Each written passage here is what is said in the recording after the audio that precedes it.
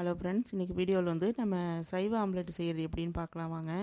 இது வந்து நான் அடிக்கடி வீட்டில் செய்கிறது தான். இது வந்து காரக்குழம்புக்கு, ரசம், சாம்பார் சாதத்துக்கு எல்லாத்துக்குமே மேட்சாக இருக்கும். ரொம்பவே நல்லாயிருக்கும்.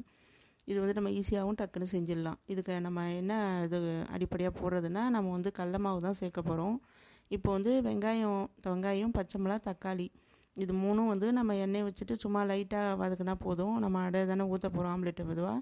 அதனால் லைட்டாக வதக்கிட்டு நம்ம அதை சேர்த்துக்கலாம். சும்மா போடுறவங்களும் போட்டு அது மாதிரி சாப்பிட்றவங்களும் செய்யலாம். 2 விதம் செய்யலாம். நான் வதக்கி தான் சேர்த்துக்க போகிறேன். இந்த மாவில் வந்து நம்ம கடல மாவு வந்து நான் ஒரு 3 ஸ்பூன் 4 ஸ்பூன் கிட்ட போட்டிருக்கேன். இதுக்கு 3 ஆம்லெட் கிட்ட போடலாம். இது வந்து நான் மஞ்சத்தூள் போட்டிருக்கேன், அப்புறம் வந்து சோம்புத்தூள் போட்டிருக்கேன், சால்ட்டு, மிளகுத்தூள். இதில் வேணால் நம்ம மசாலாத்தூள், கரம் மசாலாத்தூள், வேறு என்ன நம்ம தூள் வச்சுருந்தா கூட சிக்கன் மட்டன் இருந்தால் கூட போட்டுக்கலாம்.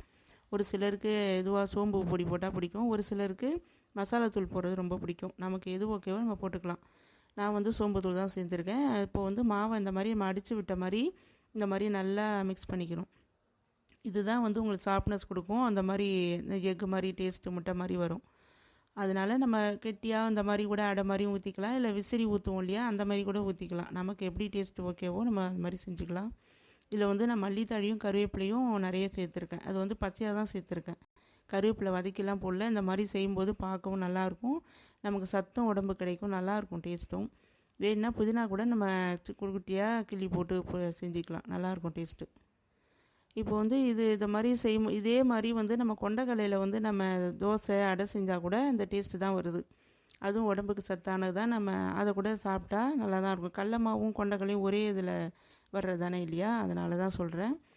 அதுவும் நம்ம சாப்பிட்லாம். இன்னொரு வீடியோவில் பார்ப்போம் ஃப்ரெண்ட்ஸ். Bye friends.